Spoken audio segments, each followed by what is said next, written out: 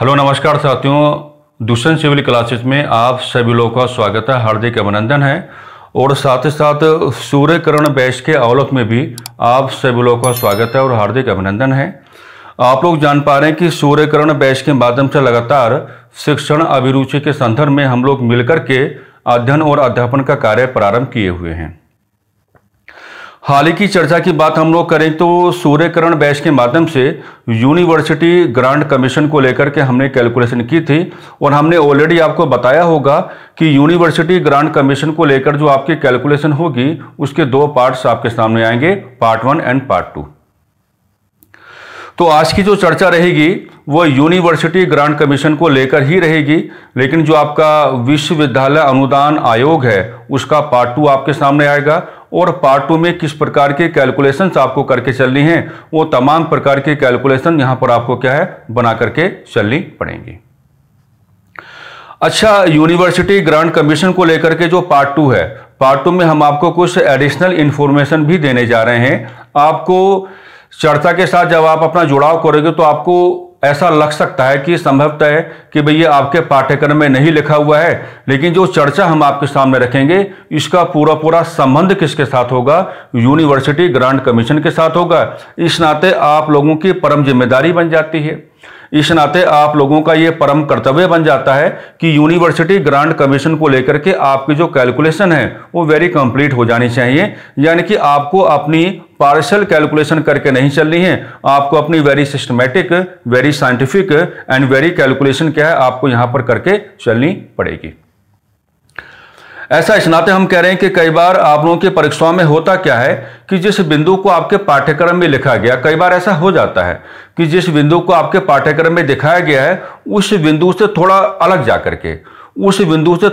जाकर के जो आपका एग्जामिनर है वो आपके सामने रेस्पेक्टिव कंडीशंस क्या है बना देता है। और अगर ऐसा हुआ तो फिर आपको थोड़ी परेशानी का भाव दिखाई पड़ेगा।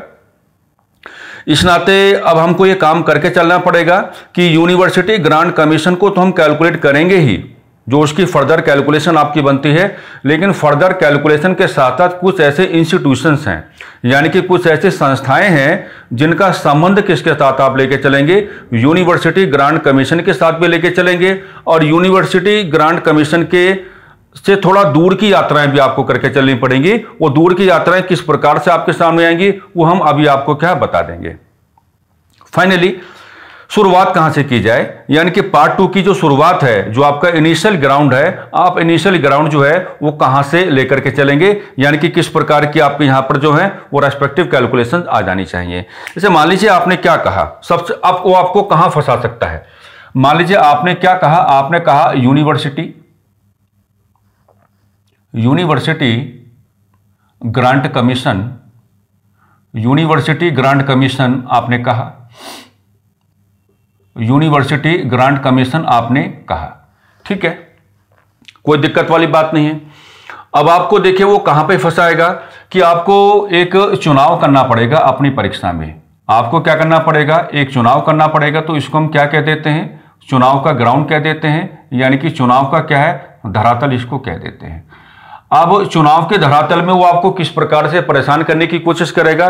वो दरअसल आपको इस प्रकार से परेशान करने की कोशिश करेगा, वो आपसे पूछेगा कि जो यूनिवर्सिटी ग्रांट कमीशन है क्या आप इसको संवैधानिक निकाय कहना चाहेंगे? जो आपका यूनिवर्सिटी ग्रांट कमीशन है क्या आप इसको संवैधानिक निकाय कहना चाहेंगे, या जो आपका यूनिवर्सिटी ग्रांट कमीशन है आप इसको गैर संवैधानिक निकाय कहना चाहेंगे? आप इसको गैर संवैधानिक निकाय कहना चाहेंगे, गैर संवैधानिक निकाय कहना चाहेंगे।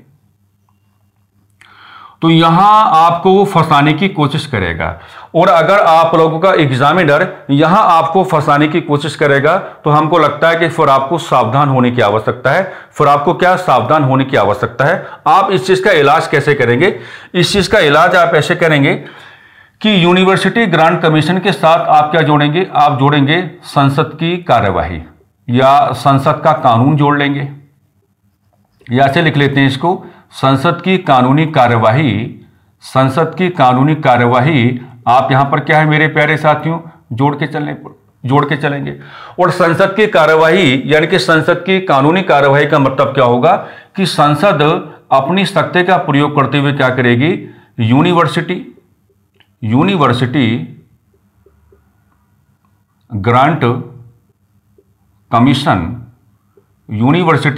कमीशन एक्ट 1956 जो है उसको आपके सामने रखेगी। ये सवाल भी आपसे पुटअप किया जाता है कई बार कि भारतीय संसद की ओर से यूनिवर्सिटी ग्रांट कमीशन जो एक्ट है इसको कब पारित किया गया, तो वहां पर आपका रेस्पेक्टिव आंसर क्या होगा, 1956 क्या है आपका रेस्पेक्टिव आंसर होगा। अब मेरी बातें बहुत गौर से सुनो।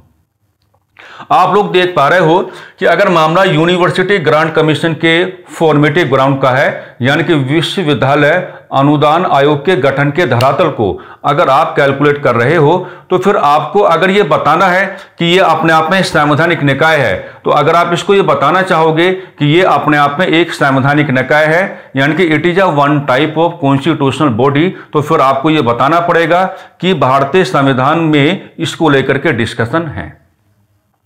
क्योंकि अगर आप किसी भी बॉडी को या अगर आप किसी भी निकाय को संवैधानिक निकाय के रूप में कैलकुलेट करना चाहते हो, तो फिर आपको वहां पर यह बता करके चलना पड़ेगा कि क्या भारतीय संविधान में इसकी कोई स्पष्ट चर्चा है या नहीं है।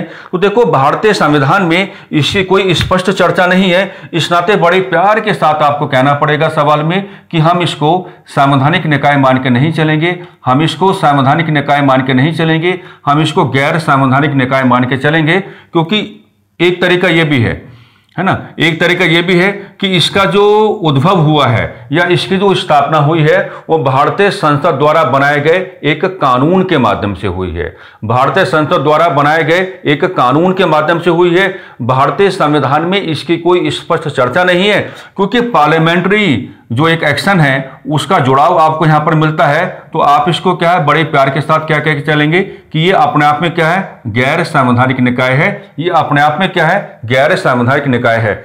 आपने देखा होगा कई बार परीक्षाओं में वो बिल्कुल आपको परेशान कर सकता है, कहेगा निम्न कथनों पर विचार करो। नंबर 1, विश्वविद्यालय अनुदान आयोग अपने चरित्र में क्या है, एक संवैधानिक निकाय है। नंबर 2, विश्वविद्यालय अनुदान आयोग अपने चरित्र में एक गैर संवैधानिक निकाय है। और क्या कहेगा कि उपरोक्त कथनों में से कौन कौन से कथन सही है, तो जहां गैर संवैधानिक है उसको आपको सही करके आना है। इसमें भी आपको 2 प्रकार के सवाल हमने दे दिए हैं कि आप इसके चरित्र को किस प्रकार से डिफाइन करके चलेंगे। तो अगर मामला इसके चरित्र का है तो उस चरित्र को डिफाइन करने का यह तरीका है कि आप इसको संवैधानिक निकाय नहीं मानेंगे, बल्कि आप इसको क्या है, गैर संवैधानिक निकाय मान के चलेंगे। और साथ ही साथ आप यह भी बता पा रहे हैं कि यूनिवर्सिटी ग्रांट कमीशन एक्ट कब लाया गया, भारतीय संसद की ओर से। तो यहां पर आपका आंसर क्या हो जाता है, 1956 हो जाता है, यानी कि 1956 आपका हो जाता है। अब देखिएगा, अब आपको आगे यहां पर क्या कैलकुलेट करके चलना है ना, ठहराव के साथ चीजों को लेकर के हम चल रहे हैं। चलिए अब आगे हम लोग यहां पर क्या कैलकुलेट करेंगे, यहां पर भी बहुत अच्छी जानकारी है, इसको भी बड़े ठहराव के साथ क्या आप लेकर के चलेंगे। मान लीजिए आपने क्या कहा, आपने ये कहा कि जो यूनिवर्सिटी ग्रांट कमीशन है इसके साथ जुड़ाव आप कर दो, इसके साथ क्या है आप जुड़ाव कर दो, और जुड़ाव उसी का करो जो हमने अभी भी आपको बताया है। क्या है, जुड़ाव उसी का करो जो हमने अभी भी आपको बताया है, जिसको क्या कहेंगे आप लोग, university grant commission, university grant commission, university grant commission act 1956 कहेंगे। ठीक है। अब यहां से सवाल क्या निकलेगा, देखिए यहां से सवाल यह निकलेगा, यह बहुत महत्वपूर्ण आपके लिए हो सकता है, यह क्या बहुत ज्यादा महत्वपूर्ण आपके लिए हो सकता है। तो यहां से सवाल आप क्या निकालेंगे, सवाल आप यह निकालेंगे कि इस अधिनियम की आप रेफरेंस किसका लेंगे, इस अधिनियम की धारा, इस अधिनियम की धारा 12 है ना, यानी कि इस अधिनियम की 12वीं धारा आपको लेकर के चलनी पड़ेगी। और जब आप इस अधिनियम की 12वीं धारा आप लेकर के चलेंगे तो जो आपका यूनिवर्सिटी ग्रांट कमीशन है उसका ऑब्जेक्टिव आपके सामने आ जाएगा। उसका क्या है ऑब्जेक्टिव, यानी कि उसका क्या है उद्देश्य आपके सामने आ जाएगा, उसका उद्देश्य आपके सामने आ जाएगा। तो पता वो क्या करेगा, वो ये करेगा कि भी आप ये बताइएगा कि जो यूनिवर्सिटी ग्रांट कमीशन है उसकी धारा यानी कि कौन सा सेक्शन है जहां पर यूनिवर्सिटी ग्रांट कमीशन के उद्देश्य बताए गए हैं, तो वहां पे आपका आंसर क्या होगा, धारा 12 होगा। यानी कि वहां पर आपका प्रॉपर आंसर क्या आ जाना चाहिए, आपका सेक्शन नंबर क्या आ जाना चाहिए, 12 आपका हो जाना चाहिए। ये बारीकियां हैं, इन तमाम प्रकार की जो बारीकियों को आपको बहुत ही प्यार के साथ क्या यहां पर कैलकुलेट करके चलना पड़ेगा। अब यहां पर मेरी थोड़ी मजबूरी ये रहेगी कि जो आपका यूनिवर्सिटी ग्रांट कमीशन है उसके जो आपके उद्देश्य हैं, उद्देश्यों में जो शब्दावलियां इस्तेमाल की गई हैं मैं थोड़ा इंग्लिश में कैलकुलेट करके चलना चाहूंगा, लेकिन उनके जो रेफरेंसेस हैं, उनके जो आपके संदर्भ हैं, उनको आपको हिंदी में किस प्रकार से कैलकुलेट करना है इससे अगली ड्राफ्टिंग में हम आपको बता के चलेंगे। आप बिल्कुल भी अपने आप को परेशान करके नहीं चलेंगे। देखिएगा, जो आपका यूनिवर्सिटी ग्रांट कमीशन है, अगर आप उसके उद्देश्यों की बात करेंगे तो उद्देश्यों में 3 प्रकार की शब्दावलियां यानी कि 3 प्रकार की टर्मिनोलॉजीज आपके सामने आती हैं। उन 3 प्रकार की शब्दावलियों को आप किस प्रकार से यहां पर क्या है कैलकुलेट करके चलोगे। और पूरा जो आपका यूनिवर्सिटी ग्रांट कमीशन है, क्या कहा हमने, ये जो आपका पूरे का पूरा जो आपका यूनिवर्सिटी ग्रांट कमीशन है, ये जो है इन्हीं 3 प्रकार की जो आपकी शब्दावलियां हैं, ये जो 3 प्रकार के आपकी टर्मिनोलॉजीज हैं, इन्हीं पर काम करता हुआ नजर आएगा। ये 3 प्रकार की शब्दावलियां क्या हैं, उद्देश्यों में 3 प्रकार की शब्दावलियां आपके सामने कैसे आएंगी। एक शब्दावली क्या मिलेगी आपको, कोऑर्डिनेशन।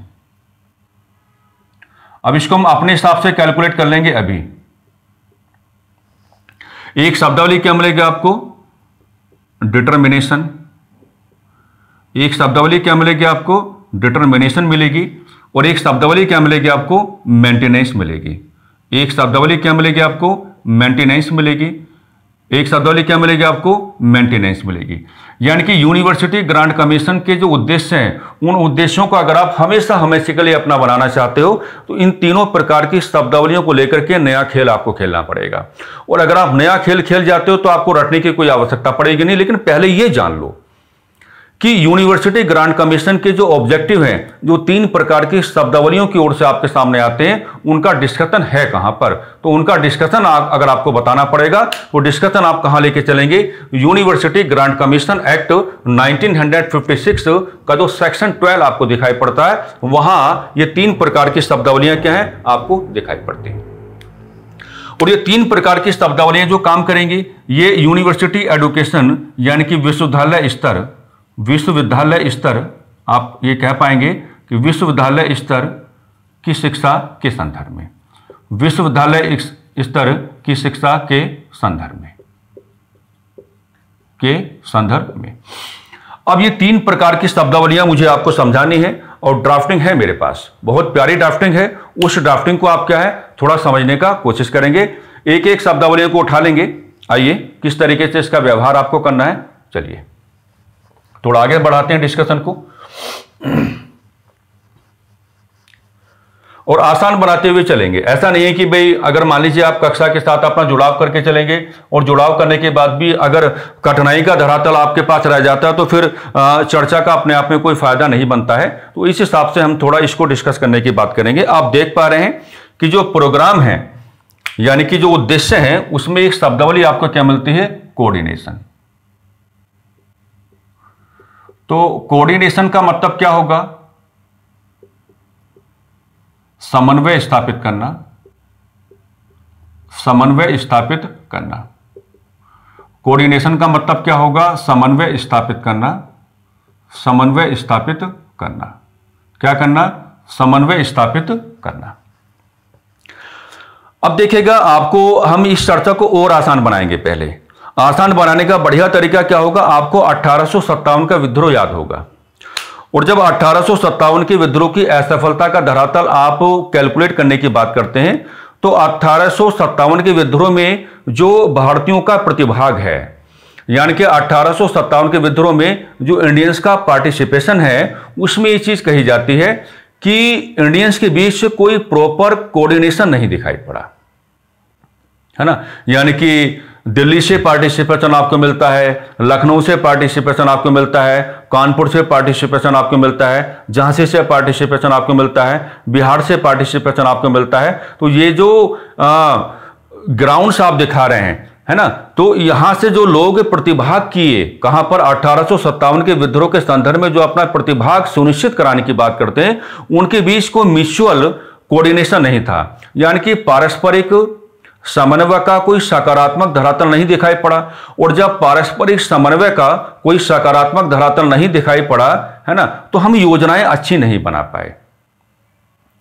हम अपने आप को यह नहीं बता पाए कि किस तरीके से 1857 के विद्रोह को हमें वेल ऑर्गेनाइज करना है, या किस तरीके से 1857 के विद्रोह को हमें आगे बढ़ाना है।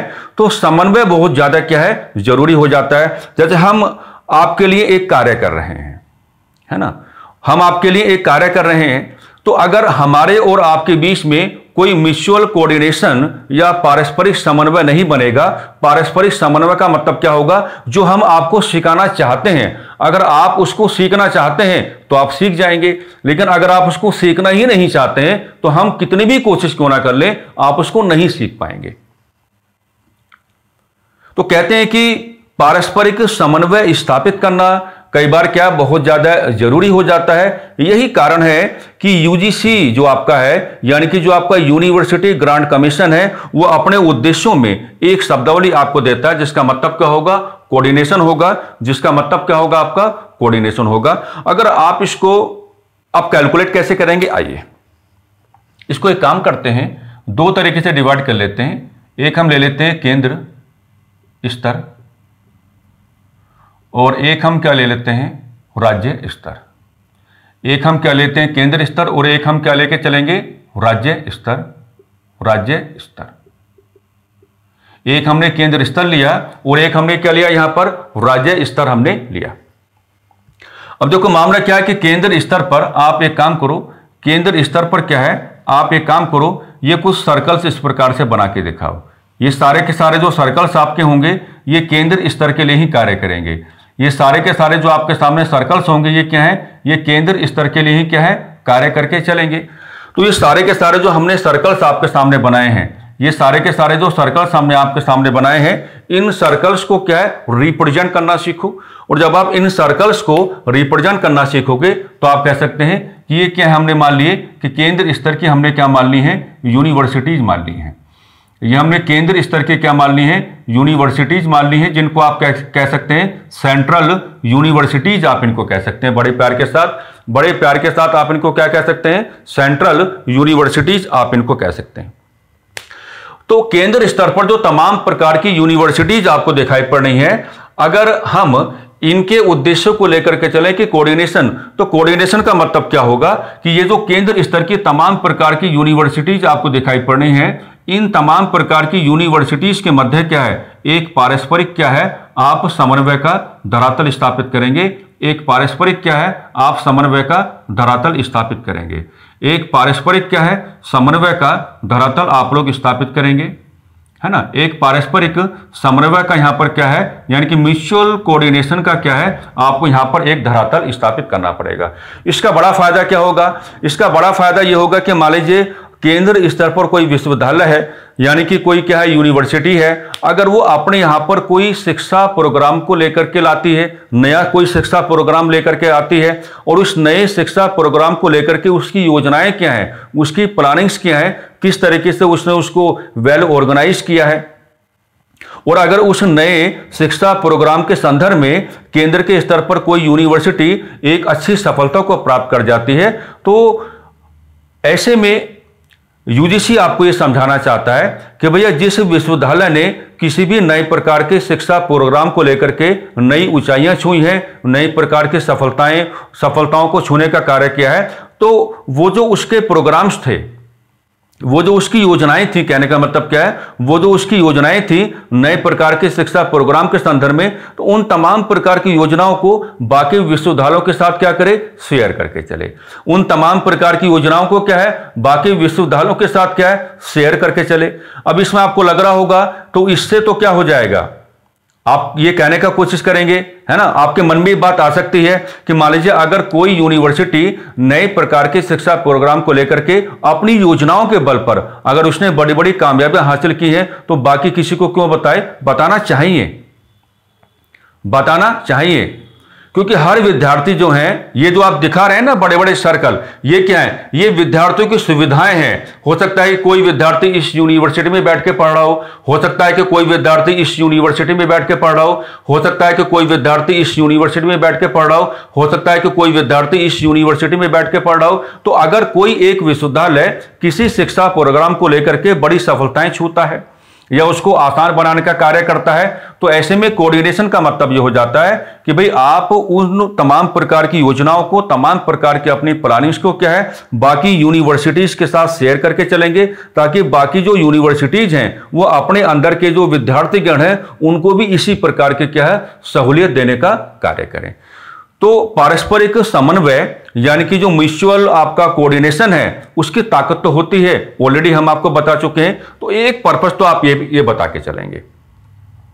दूसरा ये है कि राज्य स्तर पर, अब राज्य स्तर पर तो क्या है, यानी कि राज्य स्तर पर क्या, मान लीजिए एक स्टेट आपने ये बनाया, S1 आपने बनाया, एक स्टेट, यहां भी यही कैलकुलेशन आप करके चलेंगे। एक स्टेट आपने क्या बनाया, S2 यहां पे बनाया, एक स्टेट आपने क्या बनाया, S3 आपने बनाया, एक स्टेट आपने यहां पे क्या बनाया, S4 आपने बनाया, एक स्टेट आपने यहां पे क्या बनाया, S5 आपने बनाया।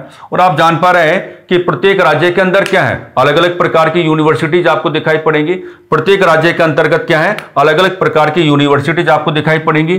तो जो अलग अलग प्रकार की यूनिवर्सिटीज हैं, उनके बीच में भी क्या है, यूजीसी क्या करवाना चाहता है, एक म्यूचुअल कोऑर्डिनेशन यानी कि पारस्परिक समन्वय का धरातल क्या है, स्थापित करना चाहता है, ताकि नए प्रकार के शिक्षा प्रोग्रामों को आसान बनाया जा सके, ताकि नए प्रकार के शिक्षा प्रोग्रामों को व्यवस्थित बनाया जा सके। और जितने भी आपको भारत में राज्य दिखाई पड़ते हैं, हम राज्य स्तर की कैलकुलेशन कर रहे हैं अपने आप को सुविधा दिए जाने के संदर्भ में। तो अब कोई विद्यार्थी किसी राज्य में बैठा है, कोई विद्यार्थी किसी राज्य में बैठा है, तो अगर पारस्परिक समन्वय यानी कि म्यूचुअल कोऑर्डिनेशन का ग्राउंड अगर डेवलप हो जाता है, अगर स्थापित हो जाता है एक तरीके से, तो आप ये बात यहां पर कह के चलेंगे कि सुविधाएं तो मिलेंगी, सुविधाएं तो मिलेंगी, यानी कि आदान प्रदान करने की बात है। कोऑर्डिनेशन का मतलब क्या है, विचारों का आदान प्रदान करने की बात है। कोऑर्डिनेशन का मतलब क्या है, योजनाओं का आदान प्रदान करने की बात है। कोऑर्डिनेशन का मतलब क्या है कि नए प्रकार के शिक्षा प्रोग्रामों को जब आप लाने की बात करेंगे, तो आप जब विचारों का आदान प्रदान करने की बात करेंगे, डिस्कशंस होंगे, आप अपनी प्लानिंग से लेकर के आएंगे, और जितनी गहराई में जाकर के डिस्कशन होंगे, शिक्षा प्रोग्राम क्या है उतनी गहराई में जाकर के अपने आप को क्या व्यवस्थित बनाता रहेगा। तो बात तो बढ़िया है, बात तो बढ़िया है। उम्मीद करते हैं कि यह आपके समझ में आ रहा होगा। अब ये शब्दावली जो है इसी रूप में आपको कैलकुलेट करके चलनी है, जिस रूप में यहां पर हमने आपके सामने क्या है, इसको एस्टेब्लिश करने का कार्य किया है। ठीक है, थोड़ा और आगे बढ़ाते हैं क्योंकि डिस्कशन तो अभी काफी है ना। व्यवस्थित तरीके से आप लोग अपने नोट्स बनाते रहें, है ना। जो पाठ्यक्रम आपको दिया गया, हम लगातार आपको बोल रहे हैं, उस पाठ्यक्रम के आधार पर एक एक शब्दावली के रिगार्डिंग आपके सामने कक्षाएं आती रहेंगी। हमने ऑलरेडी आपको बता रखा है। ठीक है, चलिए अब दो प्रकार की शब्दावलियां आप लोग देख रहे थे। एक शब्दावली क्या है, जिसको हम क्या कहेंगे, डिटर्मिनेशन। उद्देश्य में एक शब्दावली आपके सामने क्या आती है, डिटर्मिनेशन आता है, डिटर्मिनेशन आता है। और एक शब्दावली आपके सामने क्या आती है, मेंटेनेंस आपका आता है। क्या आता है, मेंटेनेंस आपका आता है, मेंटेनेंस आपके सामने आता है। तो देखो यहां पे जो आपका डिटर्मिनेशन है, डिटर्मिनेशन का मतलब क्या है, आप कह सकते हैं निश्चय करना,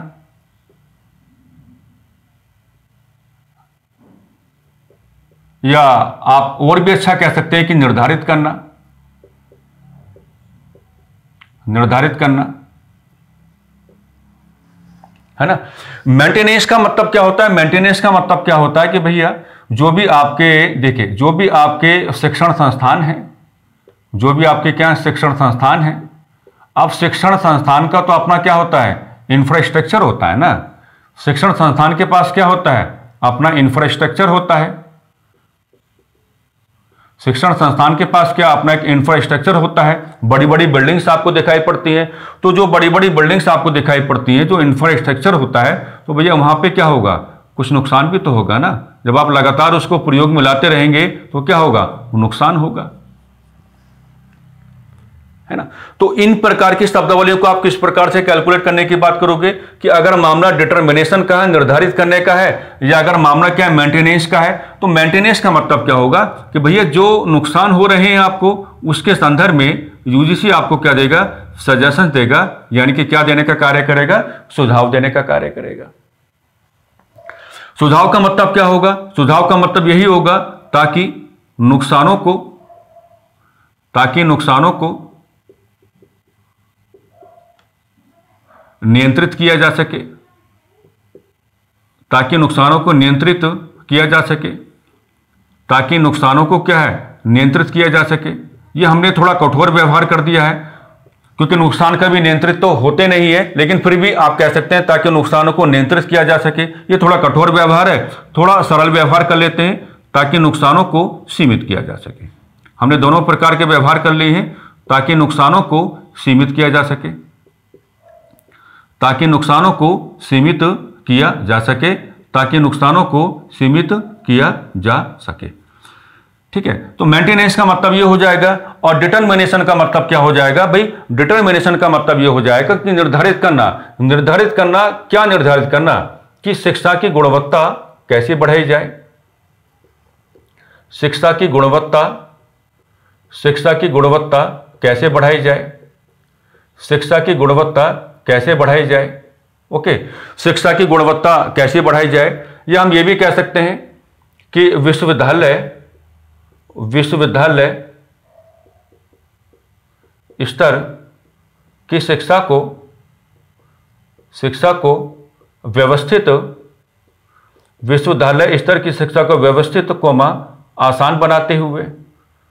आसान का मतलब क्या है, जो आसानी से उपलब्ध हो जाए, आसान बनाते हुए विद्यार्थियों तक कैसे पहुंचाया जाए, विद्यार्थियों तक कैसे पहुंचाया जाए, कैसे पहुंचाया जाए।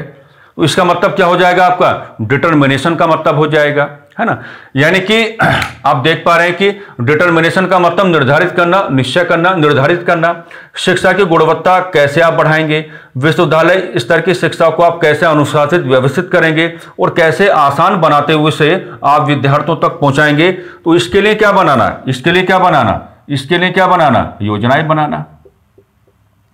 इसके लिए क्या बनाना, योजनाएं बनाने का कार्य करना, है ना। यानी कि अलग अलग प्रकार की जो आपकी सीम्स हैं, उनको क्या है, लाने का कार्य करना, और यहां भी यही मामला है कि मेंटेनेंस क्या है भैया, यूनिवर्सिटी का अपना क्या होता है, एक इंफ्रास्ट्रक्चर होता है। जब उसको लगातार आप यूज में लाने की बात करोगे तो वहां पर अलग अलग प्रकार के नुकसान होते रहते हैं। तो उनके संदर्भ में आप क्या है, किस प्रकार के सजेशंस आप देना चाहते हैं, किस प्रकार के सुझाव आप देना चाहते हैं, ताकि नुकसानों को सीमित किया जा सके, या अच्छी कठोर व्यवहार करो तो ये कह दो ताकि नुकसानों को क्या है, नियंत्रित किया जा सके। तो कोऑर्डिनेशन, डिटरमिनेशन एंड मेंटेनेंस का मतलब क्या होगा, ये आप मतलब यहां पे क्या है, लेकर के चलेंगे।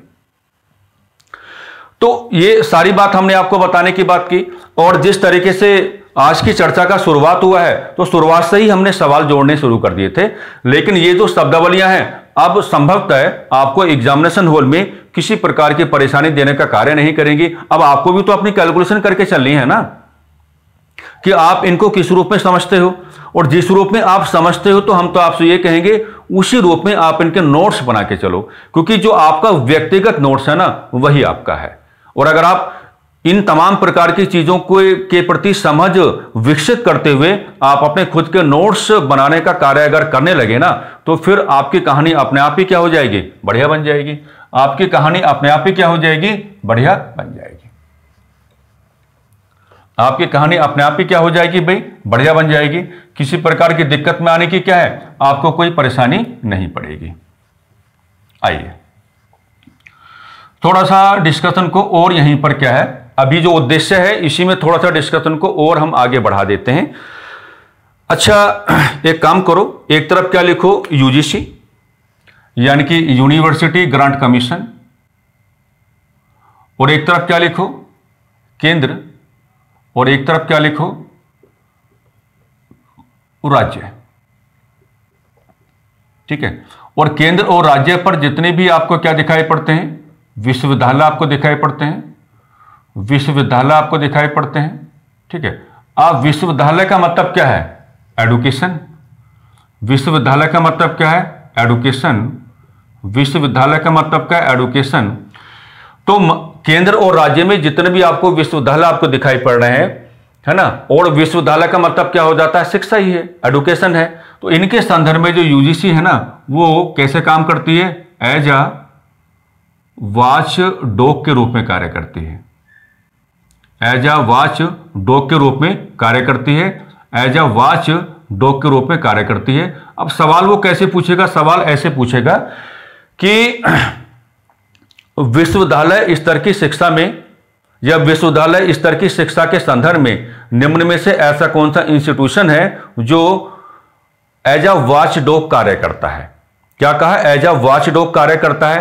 तो वहां पर आपका आंसर क्या हो जाएगा? वहां पर आपका आंसर क्या हो जाएगा? यूजीसी हो जाएगा, यानी कि यूनिवर्सिटी ग्रांट कमीशन आपका क्या है? आंसर हो जाएगा। एज अ वॉच डॉग का मतलब क्या है कि मान लीजिए आप ऐसा मान के चलिएगा कि भारत में क्या है? आम चुनाव हो रहे हैं, और आम चुनाव किसको कहा जाता है ना? लोकसभा के चुनाव को आम चुनाव कहा जाता है। तो जब लोकसभा के संदर्भ में आप चुनाव को देखते हैं तो उस समय इलेक्शन कमीशन कैसे काम करता है? एज अ वॉचडॉग काम करता है। तो एज अ वॉचडॉग काम करने का मतलब इलेक्शन कमीशन का क्या हुआ कि भैया कोई गलती नहीं होनी चाहिए, या जो आपका इलेक्शन कोड ऑफ कंडक्ट है उसका कोई वायलेशन ना कर रहा हो, है ना। एज अ वॉचडॉग यानी कि अपनी निगाह बना के रखना, अपने क्या है? निगाह बना के रखना। तो मामला चाहे सेंट्रल यूनिवर्सिटीज का हो या मामला चाहे स्टेट्स यूनिवर्सिटीज का हो, दोनों के रिगार्डिंग आपको ये बात कह के चलना पड़ेगा कि जो यूनिवर्सिटी ग्रांट कमीशन है वो क्या है? वो क्या करेगा? वो एज अ वॉचडॉग काम करेगा, यानी कि लगातार मॉनिटरिंग करता रहेगा, लगातार अपनी क्या है? निगाह बना के रखेगा कि भाई किस प्रकार का व्यवहार हो रहा है, किस तरीके से ये लोग काम कर रहे हैं, अलग अलग प्रकार की जो आपकी यूनिवर्सिटीज हैं वो किस तरीके का व्यवहार लेके आ रही हैं। तो ये बन जाता है। और ये तो फिर आपको कहना पड़ेगा, एक बात और आपको यहां पे कहनी पड़ेगी कि मामला चाहे केंद्र का हो या मामला चाहे विश्वविद्यालय का हो, है ना, सॉरी राज्य का हो। तो यहां पर जो आपकी विश्वविद्यालय स्तर की शिक्षा है, यहां पर जो आपकी विश्वविद्यालय स्तर की शिक्षा रहेगी, यहां पर जो आपकी विश्वविद्यालय स्तर की क्या रहेगी? शिक्षा रहेगी। अब दोनों बातें कह लो कि विश्वविद्यालय स्तर की शिक्षा को आप व्यवस्थित कैसे बनाएंगे? विश्वविद्यालय स्तर की शिक्षा को आप गुणवत्तापूर्ण कैसे बनाएंगे? गुणवत्तापूर्ण आप कैसे बनाएंगे? ठीक है। या विश्वविद्यालय स्तर की शिक्षा को क्या है? आप आसानी कैसे देंगे? ठीक है। या विश्वविद्यालय स्तर की शिक्षा को क्या है? आप अनुशासित कैसे करेंगे? आप अनुशासित कैसे करेंगे? ठीक है। तो इनके संदर्भ में इस प्रकार की शब्दावलियों को आप कैलकुलेट कर पाएंगे। इनके संदर्भ में जो योजनाएं बनेंगी वही हम पहले भी आपको बता रहे थे, वो योजनाएं बनाने का कार्य कौन करेगा? आपका यूजीसी ही करेगा, यानी कि यूनिवर्सिटी ग्रांट कमीशन ही क्या है? करेगा। तो आप ये मान के चलें कि यूनिवर्सिटी ग्रांट कमीशन का जो मैंडेट है, यूनिवर्सिटी ग्रांट कमीशन को जो आपका रियल ऑब्जेक्टिव है वो university grant commission university grant commission act 1956 की ओर से आपके सामने आता है। और सेक्शन 12 में क्या है? इसकी प्रॉपर क्या डेफिनेशन आपको दिखाई पड़ती है। और ये 3 प्रकार की जो आपके सामने शब्दावलियां रखी गई हैं, इन 3 प्रकार की शब्दावलियों को आप जब कैलकुलेट करेंगे तो सारा मामला क्या है? खुल करके आपके सामने आ जाता है। सारा मामला क्या है? खुल करके आपके सामने आ जाता है। सारा मामला क्या है? खुल करके आपके सामने आ जाता है। अब देखो, हम आपको यहां पर क्या है? एक नई बात बताना चाहेंगे, है ना, कि आप देख पा रहे हैं कि जो यूनिवर्सिटी ग्रांट कमीशन है, मामला चाहे केंद्र का हो या मामला चाहे किसका हो? राज्य का हो, और विश्वविद्यालय स्तर की शिक्षा को आप लेकर के चल रहे हैं, तो आप उस शिक्षा को व्यवस्थित कैसे करेंगे? खास तौर से आप उस शिक्षा को गुणवत्तापूर्ण कैसे बनाएंगे? खास तौर से क्या है? उस शिक्षा को आप गुणवत्तापूर्ण कैसे बनाएंगे, है ना। तो इसके संदर्भ में यूजीसी के साथ आपको एक नई प्रकार की व्यवस्था जोड़ के चलनी पड़ेगी। इसके संदर्भ में क्या है? यूजीसी के साथ क्या है? आपको एक नई प्रकार की व्यवस्था जोड़ के चलनी पड़ेगी। और उस नई प्रकार की व्यवस्था को क्या कहा जाता है? शॉर्ट फॉर्म में नैक कहा जाता है, NAAC। अब नैक का जुड़ाव करना बहुत ज्यादा जरूरी हो गया है। नैक अपने आप में क्या है? एक ग्रेड सिस्टम लेकर के चलता है। एक ग्रेड सिस्टम लेकर के चलता है, वो ग्रेड्स देने की बात करेगा। उसकी कैलकुलेशन आपको कैसे करनी है हम अभी आपको बता रहे हैं। लेकिन ये जो आपका नैक है, इसको यूजीसी के अंदर ही आप क्या है कैलकुलेट करके चलेंगे, क्योंकि मामला आपका मेजरली किसका बना हुआ है, यूजीसी का आपका बना हुआ है। हालांकि विश्वविद्यालय स्तर की शिक्षाओं का गुणवत्तापूर्ण कैसे बनाएंगे, नैक के अलावा और भी कई सारे इंस्टीट्यूशन आपको दिखाई पड़ते हैं, लेकिन यहां फिलहाल यूजीसी के साथ अगर आप जुड़ाव करके चलोगे तो एक ही जो आपका इंस्टीट्यूशन है वो आपको लेकर के चलना पड़ेगा। उसकी कैलकुलेशन आप कैसे करेंगे, आइए उसको भी यहां पर क्या हम लोग कैलकुलेट कर लेते हैं, ताकि कहानी क्या हो जाए, आसानी से कंप्लीट हो जाए। क्योंकि हमको लगता है कि यहां भी आपका सवाल गिर सकता है। अगर अचानक से यहां आपका सवाल गिर गया तो आप परेशानी में आ सकते हैं, आप क्या है परेशानी में आ सकते हैं। देखिए होता क्या है कि जो आपका यूजीसी है, यानी कि यूनिवर्सिटी ग्रांट कमीशन जो आपका है, यूनिवर्सिटी ग्रांट कमीशन के साथ क्या है एक व्यवस्था जुड़ के कार्य करती है। एक व्यवस्था क्या है जुड़ के कार्य करती है। उस व्यवस्था को शॉर्ट फॉर्म में क्या कहा जाता है, नैक कहा जाता है, NAAC। NAAC यानी कि क्या कहा जाता है उसको, नैक कहा जाता है। अब नैक का जो आपका फुल फॉर्म है क्या है, इसको हम कहते हैं नेशनल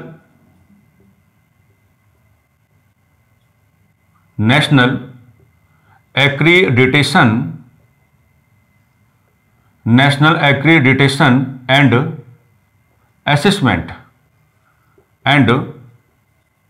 असेसमेंट काउंसिल। अभी कैसे काम करेगी वो तो हम बाद में बात करेंगे, अभी थोड़ा सा पहले आपको कई बार क्या हो जाता है, क्योंकि यूजीसी के साथ इसका प्रॉपर जुड़ाव है। अभी मैं जो तथ्यात्मक जानकारी आपके सामने रखूंगा उससे आपको थोड़ा और भी ज्यादा आसानी हो जाएगी। इसको हम शॉर्ट फॉर्म में क्या कहते हैं, नैक कहते हैं, और इसकी फुल फॉर्म आप क्या लेके चलेंगे, national accreditation and assessment council. क्या कहा हमने, national accreditation and assessment council क्या है, आप इसकी फुल फॉर्म लेकर के चलेंगे। अब आपको यहां पर बताना क्या है, देखिए आपको यहां पर यह बताना है कि नैक की जो स्थापना है, शुरुआत में नैक की जो स्थापना है, तो नैक की स्थापना आप कब लेकर के चलेंगे मेरे प्यारे साथियों, 1994 AD में आप इसकी स्थापना लेकर के चलेंगे। अच्छा सवाल बन सकता है, नैक की स्थापना कब लेकर के चलेंगे, 1994 AD में आप लेकर के चलेंगे। और आप लोग जान पा रहे हैं, देख पा रहे हैं कि सवाल क्या है, अच्छा बन सकता है। और देखिए यहां से सवाल ऑलरेडी कई बार जो है आ चुका है कि जो नैक है इसका हेडक्वार्टर कहां पर है, तो इसका हेडक्वार्टर कहां पर है, बंगलुरु में है। पहले इसको क्या बोलते थे, बेंगलोर, अब क्या बोलेंगे, बंगलुरु आप बोलेंगे। तो हमको ये सवाल यहां पर काफी महत्वपूर्ण लगता है, क्योंकि आप जान पा रहे होंगे इससे पहले वाली चर्चा में भी हमने आपको बताया होगा कि जो मेजर आपके इंस्टीट्यूशंस होते हैं उनका हेडक्वार्टर आपको कहां मिलेगा, न्यू दिल्ली में आपको मिलेगा। लेकिन यहां यूजीसी का हेडक्वार्टर कहां पे, आप जान पा रहे हैं, है ना, यूजीसी का हेडक्वार्टर कहां पे होगा, नई दिल्ली में आप लेकर के चलेंगे।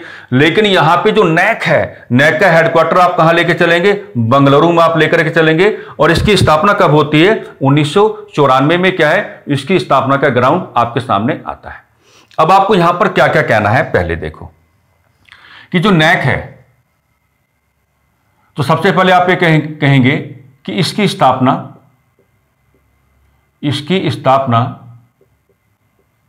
यूजीसी के दिशा निर्देशों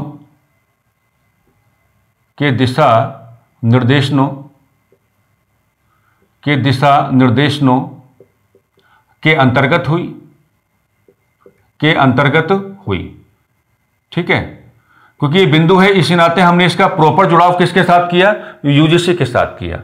एक बहुत महत्वपूर्ण जानकारी दे रहे हैं कि भारतीय शिक्षा नीति, क्या कहेंगे, भारतीय शिक्षा नीति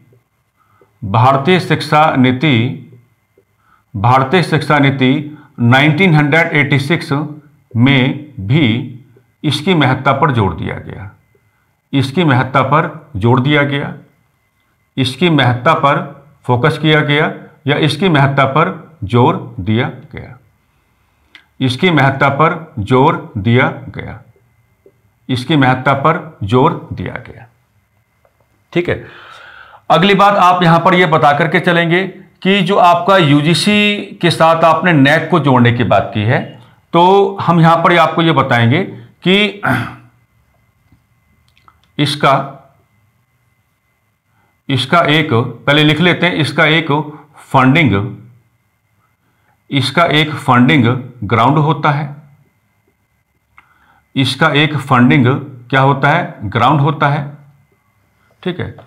और इसका जो आपका ग्रेड है, इसका जो आपका ग्रेड है या इसका जो आपका क्या है? सर्टिफिकेशन है।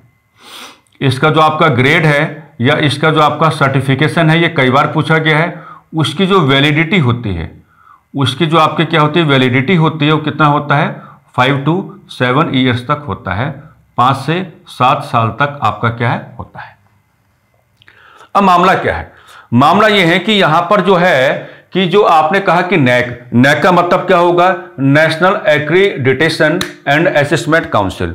तो एक्रीडिटेशन का मतलब क्या होगा? इसको आप दो प्रकार से देख सकते हैं। एक तो ऐसे देख सकते हैं कि ये अपने आप में एक प्रकार का मूल्यांकन भी है, ये अपने आप में एक प्रकार का क्या मूल्यांकन भी है, और ये अपने आप में क्या है? एक प्रकार की मान्यता भी है। ये अपने आप में क्या है? एक प्रकार का मूल्यांकन भी है, और ये अपने आप में क्या है? एक प्रकार की मान्यता भी है।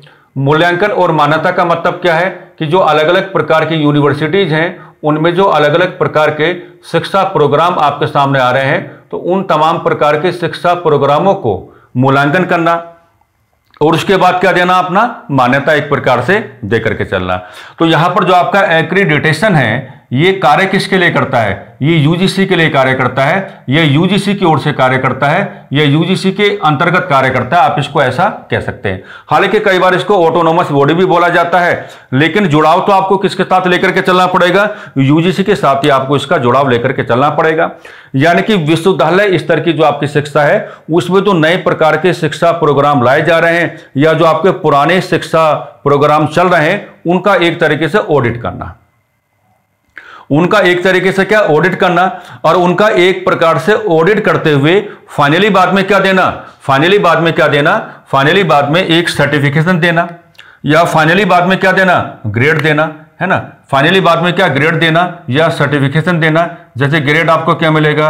A+ आपको मिलेगा, या आपको क्या मिलेगा? B+ आपको मिलेगा, या आपको C+। इस प्रकार से क्या है? ग्रेड देने का कार्य करना।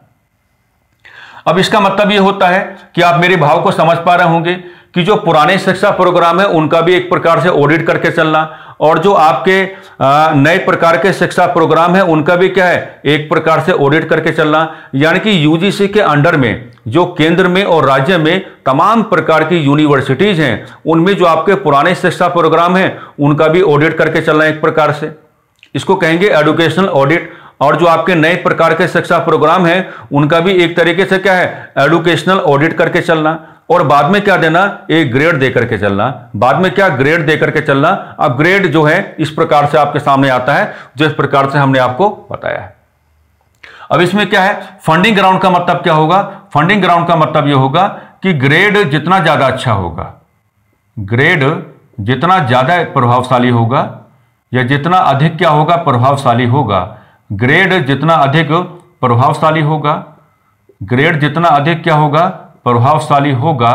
हम कह पाएंगे कि उतनी ही अधिक मात्रा में, क्या कहेंगे? उतनी ही अधिक मात्रा में, उतनी ही अधिक मात्रा में, उतनी ही अधिक मात्रा में, उतनी ही अधिक मात्रा में सरकारी आर्थिक सहायता प्राप्त होगी। सरकारी आर्थिक सहायता प्राप्त होगी। सरकारी आर्थिक सहायता प्राप्त होगी। सरकारी आर्थिक सहायता क्या है? प्राप्त होगी। सरकारी आर्थिक सहायता प्राप्त होगी। सरकारी आर्थिक सहायता क्या है? प्राप्त होगी। तो ये नैक आपको जोड़ के चलना पड़ेगा। जब हम पहले कह रहे थे ना कि विश्वविद्यालय स्तर की शिक्षा को आप किस प्रकार से गुणवत्तापूर्ण बनाएंगे, है ना, तो कौन सी यूनिवर्सिटी ये नहीं चाहेगी कि हमें सरकार की ओर से अधिक क्या है? आर्थिक सहायता प्राप्त हो। तो जो आपकी यूनिवर्सिटीज हैं, केंद्र और राज्यों में जो भी यूनिवर्सिटीज क्या हैं? यूजीसी के अंडर में काम कर रही हैं, तो वो तो चाहेंगी कि हमको सरकार की ओर से क्या है? अधिक से अधिक वित्तीय तौर पर सहायता प्राप्त हो। तो उनको अपना जो परफॉर्मेंस है उसको बढ़ाना होगा। और जब नैक की ओर से उसका एक्रीडिटेशन किया जाएगा, यानी कि एक प्रकार का एजुकेशन ऑडिट किया जाएगा, तो उसी के हिसाब से उनको बाद में क्या है ग्रेड्स दिए जाएंगे। और जैसा आपका ग्रेड जितना ज्यादा बड़ा होगा, जितना ज्यादा आपका ग्रेड क्या होगा प्रभावशाली होगा, उतनी ही बड़ी मात्रा में क्या है आपको क्या है सरकार की ओर से क्या है वित्तीय सहायता आपको क्या है प्राप्त होगी। तो हमने बताया कि नैक की स्थापना 1994 में आपके सामने आती है। इसका हेडक्वार्टर कहां पे, बंगलुरु में आप लेके चलेंगे। और इसकी स्थापना यूजीसी की जो गाइडलाइंस हैं उसके जो आपके दिशा निर्देशन हैं उनके अंतर्गत हुई है। हालांकि भारतीय शिक्षा नीति जो 1986 में भी क्या है इसकी महत्ता पर जोर दिया गया था। यह रेफरेंस आपके लिए इंपॉर्टेंट हो सकता है। फंडिंग ग्राउंड का मतलब क्या होता है वो हमने आपको समझा दिया है। और ग्रेड या सर्टिफिकेशन का मतलब क्या होता है वो हमने